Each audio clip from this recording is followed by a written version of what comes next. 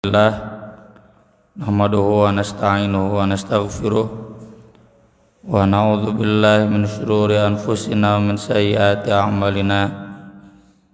Asyhadu an la ilaha illallah wahdahu la syarikalah wa asyhadu anna Muhammadan abduhu wa rasuluhu alladzi la nabiyya wa la rasula ba'dah. Allahumma shalli wa sallim wa barik ala Muhammad wa ala alihi wa sahbihi wa man tabi'ahum bi ihsan, amma ba'd.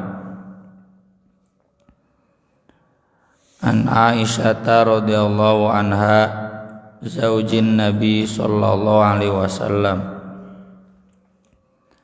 dari Aisyah istri Nabi sallallahu alaihi wasallam, anna Rasulullah sallallahu alaihi wasallam mata wa Abu Bakrin bisanhi. Sungguh ketika Rasulullah sallallahu alaihi wasallam wafat, Abu Bakar sedang ada di kampung As-Sanhi, itu daerah pegunungan, lagi di pesisir Madinah, di pegunungannya, di daerah persawahannya, perkebunannya. Maksudnya sedang tidak ada di Madinah. Dan dalam riwayat lain itu dikarenakan Nabi SAW sehari sebelum wafat beliau sehat dulu, jag-jag ke masjid, ikut sholat. Kemudian Rasul terlihat ringan, hara rampang, seger. Maka Abu Bakar pun menengok istrinya yang ada di daerah pegunungan. Lalu kemudian kaget mendapatkan berita bahwa Rasulullah SAW sudah wafat. Ketika Abu Bakar datang, saat itu di masjid sedang gaduh. Faqama Umaru, Umar berdiri, yaqulu berkata, wallahi ma mata Rasulullah sallallahu alaihi wasallam, demi Allah Rasulullah sallallahu alaihi wasallam tidak meninggal. Wa qala Umar, kata Umar, wallahi demi Allah, maka nayaqau fi nafsi illa dzak, hatiku mengatakan demikian, Rasul belum wafat. Wala yab'atsannahu Allah akan membangkitkannya kembali. Fala yaqta'anna aydiya rijalin wa arjulahum, dan dia akan memenggal tangan-tangan kalian, tangan-tangan orang-orang tertentu dan kaki-kaki mereka.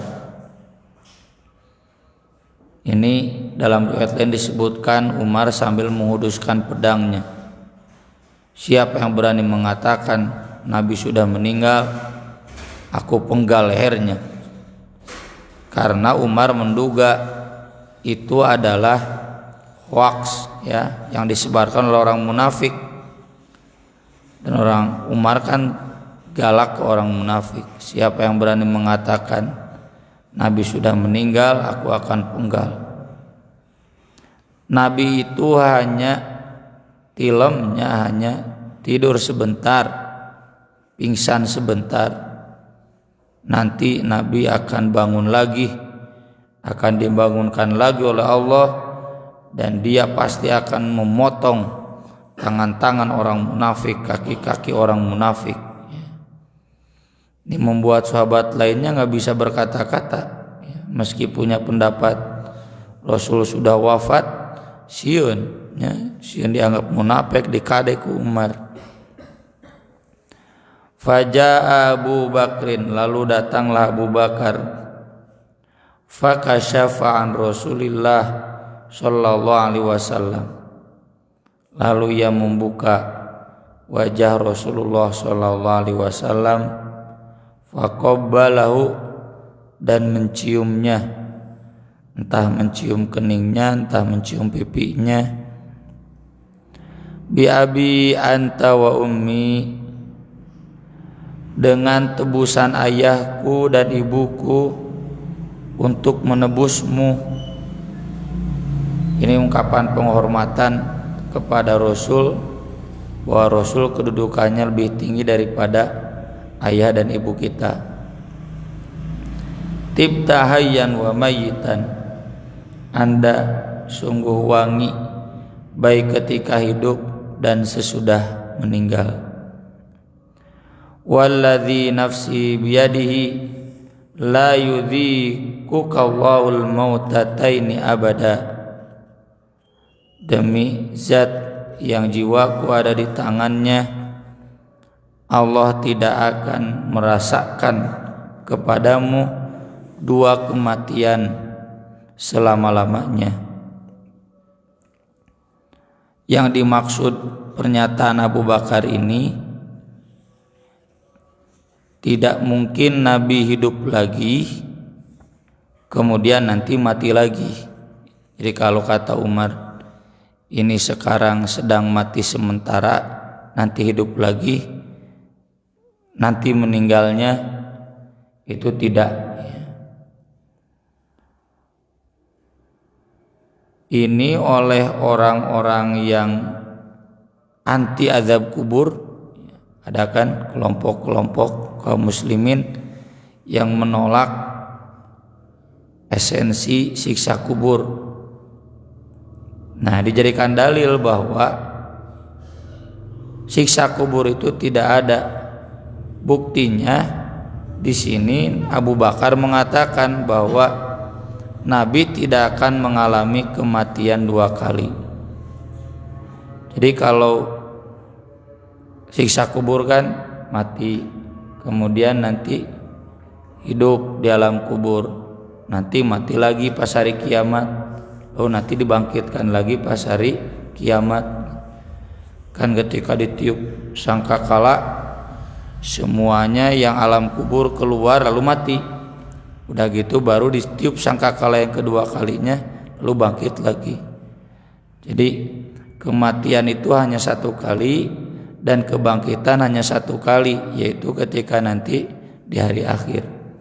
Mereka menolak adanya siksa kubur, padahal hadis-hadis tentang siksa kubur ini Bukhari Muslim, meskipun tidak sampai mutawatir.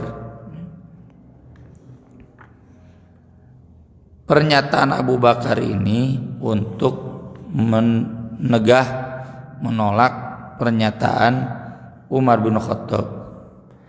Dan seandainya pemahamannya mau seperti kelompok yang anti siksa kubur, ya, itu mereka menolak siksa kubur itu karena hadisnya hadis ahad. Hadis ahad diriwayatkan oleh 3 orang sahabat, 2 orang sahabat saja, ya, tidak banyak. Maka kata Ibnu Hajar, bisa saja. Kenapa? Karena jasad Nabi SAW itu tidak pernah mati di alam kubur. Jadi ketika mati sekarang itu bukan kematian, karena jasad Nabi itu tidak akan mati. Ini terbukti dari hadis Nabi SAW, jangan kalian mengkultuskanku, la tutruni kama atratin nasara al-masih ibn Maryam, sebagaimana orang Kristen mengkultuskan Yesus, ya, sampai menuhankannya. Kata Nabi, bersolawat saja cukup untukku di tempat kamu, karena solawat kamu dimanapun akan sampai kepadaku. Lalu sahabat nanya, meskipun Anda sudah meninggal? Kata Nabi, innallaha harramal arda an ta'kula ajsadal anbiya. Allah sudah mengharamkan tanah untuk memakan jasad para nabi. Jadi jasad Nabi mah utuh, tidak akan hancur. Tsumma kharaja, kemudian Abu Bakar keluar. Faqala, Lalu Abu Bakar berkata dengan keras, "Ayyuhal halif, hei yang bersumpah," maksudnya ke Umar, "ala rislik, tenang kamu." Falamma takallama Abu Bakrin jalasa Umar. Ketika Umar ceramah, kemudian Abu Bakar ceramah, Umar pun duduk. Enggak ada yang berani memarahi Umar kecuali Abu Bakar. Utsman yang lain pun enggak berani. Fahamidallaha Abu Bakrin wa athna alaih. Abu Bakar kemudian khutbah wa qala, dan dia berkata, "Ala man kana ya'budu Muhammadan fa inna Muhammadan qad mata." Perhatikan, siapa yang menyembah Muhammad, maka sungguh Muhammad telah meninggal dunia. Wa man kana ya'budullah fa innallaha hayyun la yamut. Tapi siapa yang beribadah kepada Allah, maka sungguh Allah itu maha hidup dan tidak akan pernah mati. Kemudian Abu Bakar membacakan ayat surat Az-Zumar ayat 30, "Innaka mayyitu wa innahum mayyitun." Sesungguhnya kamu akan meninggal dunia, sama mereka pun akan meninggal dunia. Maksudnya jangan takut mati, dan matimu pasti bakal datang. Juga surat Ali Imran ayat 144, "Wa ma Muhammadun illa rasulun qad khalat min qablihi ar-rusul afa imma ta'u qutilan qalabtum ala aqabikum." Tidaklah Muhammad melainkan seorang rasul sebagaimana rasul-rasul sebelumnya. Apakah jika dia meninggal dunia atau dibunuh, kalian akan murtad lagi kepada agama dahulu? Jadi artinya sangat mungkin Nabi SAW meninggal dunia atau bahkan dibunuh sebagaimana nabi-nabi sebelumnya oleh orang Yahudi. Ada banyak nabi yang dibunuh oleh orang Yahudi. Fanasijan nas yabkun, maka serentak saat itu jamaah menangis.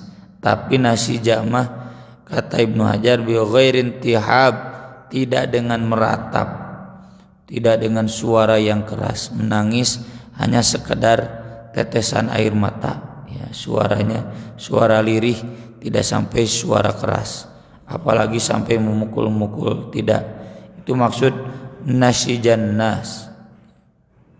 Dalam riwayat lain disebutkan Umar pun kemudian sampai jatuh pedangnya sambil berkata, "Ka'anni lam aqra'ha." Kok seakan-akan aku tidak hafal ayat itu, cenah gitu. Padahal jelas ayat itu Umar juga hafal, ngan ngadadak poho we gitu. Gaduh ya. Ini terbayang ya oleh kita kewafatan seorang tokoh itu memang membuat linglung. Kewafatan keluarga sendiri saja kan kawur, apalagi seorang tokoh besar. Kemudian wajatamatil ansor ila Sa'd bin Ubadah fi Saqifah Bani Sa'idah. Saat itu orang-orang Ansor kemudian berkumpul hendak di Saqifah Bani Sa'idah kepada Sa'ad bin Ubadah. Sa'ad bin Ubadah ini seorang ketua Ansor dari kabilah Khazraj. Ansor itu kan ada dua kabilah, ada Aus, ada Khazraj. Dan dua kabilah ini selamanya perang ratusan tahun hingga mereka masuk Islam. Ya, ini yang disebutkan dalam Al-Quran. Wadhkuru idh kuntum a'da'an fa'allafa baina qulubikum fa asbahtum bi ni'matihi ikhwana. Dalam riwayat lain disebutkan cukup detail ketika Nabi hendak diurus jenazahnya oleh Abu Bakar dan lain-lain.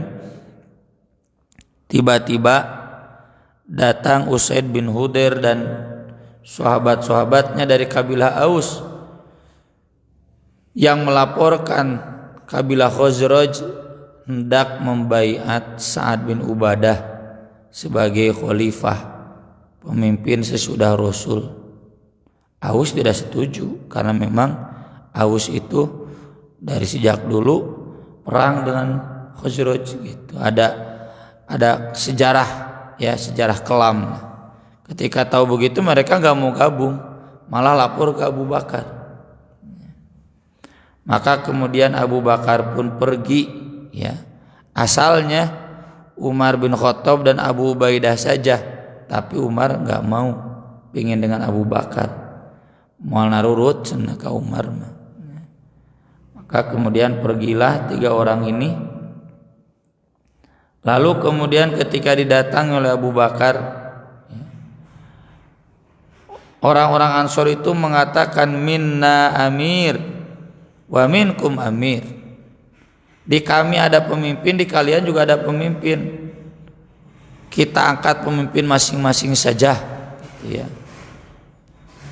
Fadzaba ilaihim Abu Bakrin As-Siddiq wa Umar bin Al-Khattab wa Abu Ubaidah bin Al-Jarrah. 3. Fadzaba Umar yatakallam. Umar berdiri hendak berbicara. Tapi faaskatahu Abu Bakrin. Abu Bakar menyuruh Umar duduk. Duduk kamu, diam. Wa kana Umar yaqul. Umar saat itu berkata, wallahi ma aradtu bidzalika illa anni qad hayyatu kalaman qad a'jabani khasyitu an la yablughahu Abu Bakrin. Saya memberanikan diri hendak berkata karena takut, semula takut ada sesuatu yang penting hendak aku sampaikan yang itu mungkin tidak berani Abu Bakar sampaikan. Tapi ternyata tidak demikian. Kata Umar, "Tsumma takallama Abu Bakrin." Abu Bakar berkata, "Fatakallama ablaghun nas." Dan khutbahnya sungguh khutbah yang sangat baligh, yang sangat menyentuh, yang sangat jelas. Dalam riwayat lain, ketika orang Ansor ngomong gitu, Umar protes. Umar teh akan rada keras orangnya. Gak boleh begitu. Rasul mengatakan begini. Kata Abu Bakar, diam kamu. Baru juga mengawali pembicaraan, sudah disuruh diam. Lalu Abu Bakar pun berkata, dan kata Umar, semua yang ingin aku katakan sudah terwakili oleh Abu Bakar dan dengan bahasa yang lebih baik. Di antara perkataan Abu Bakar, nahnul umara wa antumul wuzara. Kami adalah para pemimpin sedangkan kalian adalah para pembantu. Kata Hubab bin Al-Mundhir, salah seorang sahabat dari Khazraj, la wallahi la naf'al minna amir wa minkum amir. Tidak, kami tidak setuju. Pokoknya dari kami ada pemimpin, dari kalian ada pemimpin. Wah, saat itu ramai. Umar juga nembal dan sebagainya. Kata Abu Bakar, la walakinnal umara wa antumul wuzara. Kami para pemimpin sedangkan kalian para pembantu. Hum ausatul arab daron wa arabuhum ahsaban. Karena orang-orang Quraisy adalah bangsa Arab yang paling berada di tengah atau yang paling baik tempat tinggalnya karena ada Ka'bah, dan yang paling Arab secara nasab. Orang Arab asli itu orang Arab buhun, Sunda asli nu pituin mun aya nama gitu. Itu adalah orang Quraisy.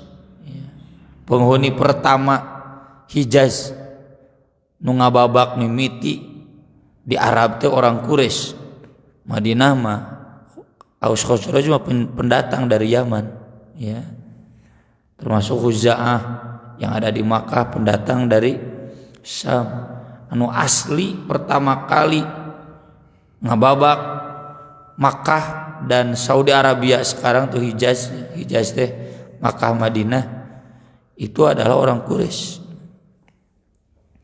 Dalam riwayat lain Abu Bakar radhiyallahu an menjelaskan keutamaan orang Ansor. Jadi enggak langsung begini.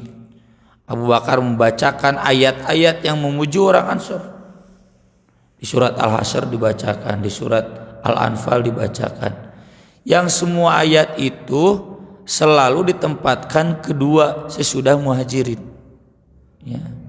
Kemudian Abu Bakar bertanya kepada Sa'ad bin Ubadah, bukankah dulu Rasul sudah pernah berkata dan kamu ada sedang duduk, Quraisyun wulatu hadzal amri. Nabi sendiri yang berkata, orang Quraisy adalah para pemimpin pemerintahan. Kamu juga ada sedang duduk. Kemudian kata Sa'ad, sodakta, Anda benar. Ya. Abu Bakar membacakan hadis-hadis tentang al-khulafa min Quraisyin. Khalifah harus dari bangsa Quraisy. Ya. Jadi Abu Bakar mengatakan begini bukan berarti dia haus kekuasaan. Kalau menurut Syiah, Abu Bakar orang yang sangat obsesif, ya, haus kekuasaan. Buktinya Rasul baru meninggal sudah menyusun kekuatan dengan orang Ansor dan mengampanyekan dirinya sendiri, gitu orang Syiah menilainya dari perspektif yang jelek. Rasul belum diurus jenazahnya sudah kampanye ke orang Ansor dan membawa-bawa hadis untuk mempolitisasi, ya, Quran dan hadis gitu. Ayat Quran dibacakan, hadis dibacakan agar Abu Bakar terpilih. Padahal nggak begitu. Abu Bakar nggak mau datang kecuali karena diingatkan oleh Usaid bin Hudair. Dalam riwayat lain disebutkan Abu Bakar nggak mau mengurus jenazah, urus saja urusan kamu. Tapi kata Usaid, kalau kamu nggak datang maka peperangan di antara Aus Khazraj akan terjadi kembali. Gitu. Jadi kalau Khazraj mengangkat khalifah, mau jauh ke Aus ngangkat khalifah, ke perang deui atuh cenah gitu. Jangan begitu. Dan Abu Bakar kemudian memaksakan diri datang ke Sakifah Bani Sa'idah. Sakifah Bani Sa'idah itu nama satu tempat, ya. Satu tempat balai riung, ya, menai nama Tegalga, ya. Situ Aksan, ya, tempat berkumpul. Nah, Abu Bakar menyampaikan kepada orang Ansor itu bukan haus kekuasaan, tapi karena memang ayat Qur'annya demikian, hadis-hadisnya demikian. Maka Abu Bakar menyimpulkan bahwa pemimpin itu harus orang Quraisy, harus Muhajirin. Orang Ansor itu sebagai pembantunya, sebagai menterinya. Maka kemudian kata Abu Bakar, fabayi'u Umar bin Al-Khattab au Aba Ubaidah ibn Al-Jarrah. Silakan kalian baiat dua orang terbaik ini, Umar bin Khattab atau Abu Ubaidah bin Al-Jarrah. Tapi Umar kemudian berdiri, bal nubayyi'uka anta, justru kami akan membaiat kamu. Fa anta sayyiduna, Anda tuan kami yang paling terhormat di antara kami. Wa khairuna, Anda yang terbaik di antara kami. Wa habbuna ila Rasulillah sallallahu alaihi wasallam, Anda yang paling dicintai oleh Rasulullah sallallahu alaihi wasallam. Fa akhadha Umar biyadihi, Umar kemudian memegang tangannya, karena dulu sumpah itu, ya, baiat itu dengan memegang tangan. Fabayahu, Umar mengatakan baiat setia, wa bai'ahun nas, lalu orang-orang pun kemudian berbaiat kepada Abu Bakar. Karena memang udah jelas, ayat Qur'annya jelas, hadisnya jelas, ya. Keutamaan Abu Bakar tidak ada yang menolak dibanding semua kaum muslimin. Buktinya Muhajirin dan Ansor Muhajirnya memang ada 3 orang. Ansor semua yang hadir saat itu membaiat Abu Bakar. Jadi apa yang dikatakan oleh orang-orang Syiah jauh dari fakta. Lalu ada seseorang yang nyeletuk, qataltum Sa'd bin Ubadah, kurang ajar cenah kalian datang ke sini malah membunuh Sa'd bin Ubadah. Maksud membunuh di sini membunuh karakter, ya, membunuh karir gitu, membunuh kedudukannya. Kan Sa'd bin Ubadah ini sudah kita resmikan sebagai khalifah, kenapa sekarang dilengserkan? Faqala Umar qatalahullah. Dalam riwayat lain disebutkan, mana orang yang ngomong tadi aku akan bunuh, semoga Allah membunuhnya, melaknat dia, membinasakan dia. Karena diduga kuat orang itu orang munafik, ya, yang hendak memperkeruh suasana. Kata Aisyah dalam riwayat lain, syakhoso basarun Nabi sallallahu alaihi wasallam, mata Nabi melotot ke atas menjelang wafatnya, dan kemudian Nabi berkata, firrafiqil a'la, firrafiqil a'la, firrafiqil a'la, berkata 3 kali, ada di dekat dan di tempat yang tinggi, ingin di tempat yang paling dekat dan yang paling tinggi, ingin di tempat yang paling dekat dan yang paling tinggi. Kata Aisyah dalam riwayat lain, tidak ada seorang nabi pun kecuali sebelum meninggalnya diberikan pilihan, sekarang atau nanti. Dan ketika Nabi mengatakan firrafiqil a'la, kata Aisyah, berarti beliau sedang diberi pilihan dan Nabi memilih sekarang saja agar segera menuju ke tempat yang paling dekat dengan Allah dan paling tinggi dari semua yang lainnya. Kemudian Nabi pun wafat, ya. Artinya perkataan terakhir dari Nabi bukan la ilaha illallah, ya. Ini bisa jadi dalil bahwa kalau seseorang tidak sempat mengucapkan la ilaha illallah sebelum meninggalnya, bukan berarti dipastikan tidak akan masuk surga, ya. Memang hadis Nabi sahih, siapa yang mengatakan la ilaha illallah sebelum meninggalnya pasti masuk surga. Karena orang yang mengatakan la ilaha illallah sebelum meninggal pasti serius, ya. Dan masuk surganya nanti tergantung amal, kan kata Nabi, ala makan alaihi minal amal. Kalau amalnya bagus masuk surga langsung. Kalau amal jeleknya banyak, maka masuk surganya belakangan. Jangan dipahami sebaliknya. Oh, kalau tidak la ilaha illallah berarti masuk neraka. Enggak, ya. Jangan dipahami sebaliknya. Tidak selalu mafhum mukhalafah itu benar. Buktinya ini Nabi pernyataan terakhirnya bukan la ilaha illallah, tetapi firrafiqil a'la, firrafiqil a'la, firrafiqil a'la. Kata Aisyah, fama kana min khutbatihi ma min khutbatin illa nafa'allahu biha. Tidak ada satu khutbah dari khutbah mereka berdua kecuali Allah memberikan manfaat. Maksud mereka berdua itu Umar dan Abu Bakar. Karena kan ketika informasi Nabi wafat, Umar dulu yang ceramah tadi. Nabi itu tidak wafat, lagi istirahat sebentar, nanti juga bangun lagi. Orang yang mengatakan Nabi wafat orang munafik gitu. Wah, ceramah. Dan itu bermanfaat. Mengapa bermanfaat? Laqad khawwafa Umarun nas. Umar telah membuat orang-orang ketakutan. Wa inna fihim lanifaqan, dan sungguh di tengah-tengah mereka ada orang munafik. Faraddahumullahu bidzalik, maka Allah mengenyahkan mereka dengan perkataan Umar tersebut. Orang munafik itu kan karakternya senang menyebarkan hoax, ya. Jadi boro-boro orang munafik mau menyebarkan hoax, ini saja yang benar diancam ku Umar, teu warani ngomong. Komo ke mengkapangi hoax. Kadek meureun ku Umar. Minimal khutbah Umar itu membuat orang munafik teu loba ngomong ya. Karena orang munafik itu teu kaop aya kasus sok hayang ngilu ngomong menyebarkan berita yang tidak benar.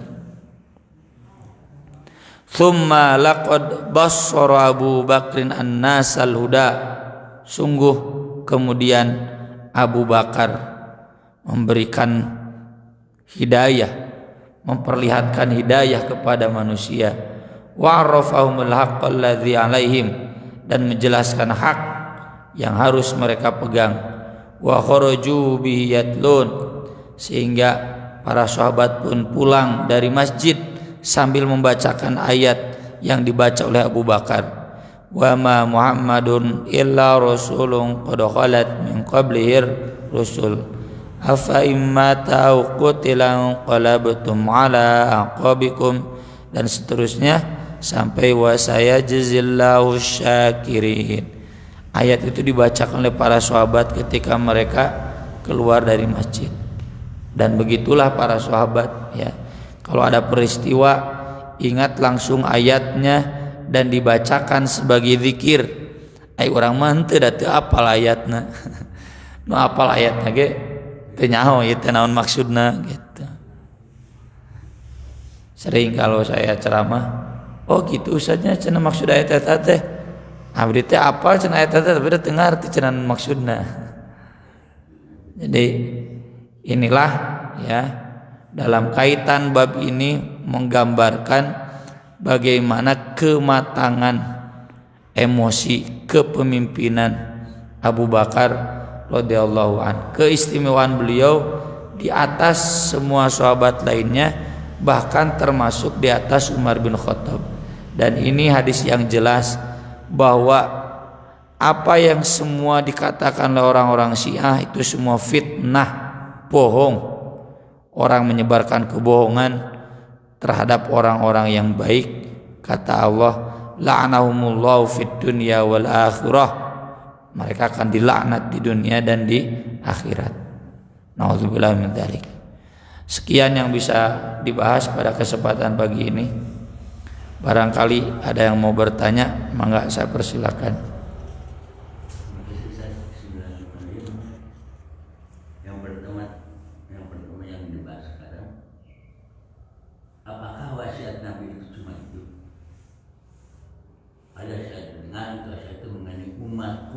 Umatku dan mudahku gitu.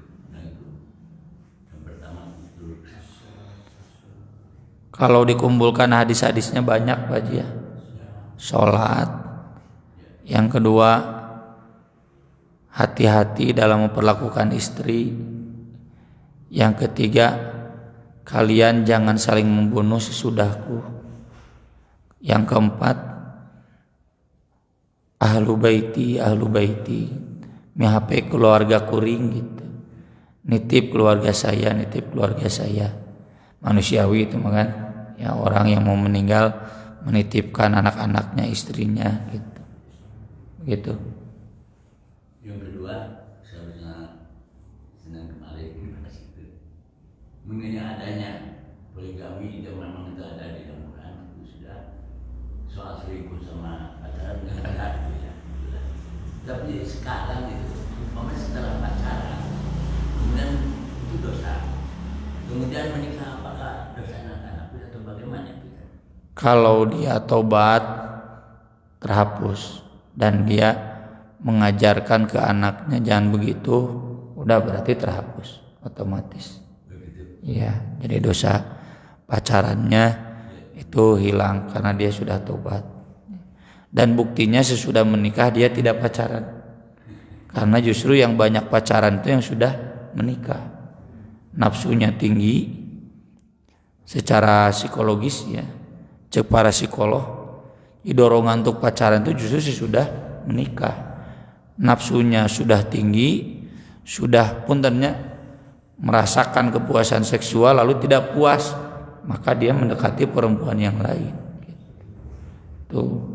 No bahaya teh nu kitu, naudzubillah min dzalik. Makanya harus jaga jarak ya. Kemudian yang ketiga, Ustaz, yang kemarin itu dibahas mengenai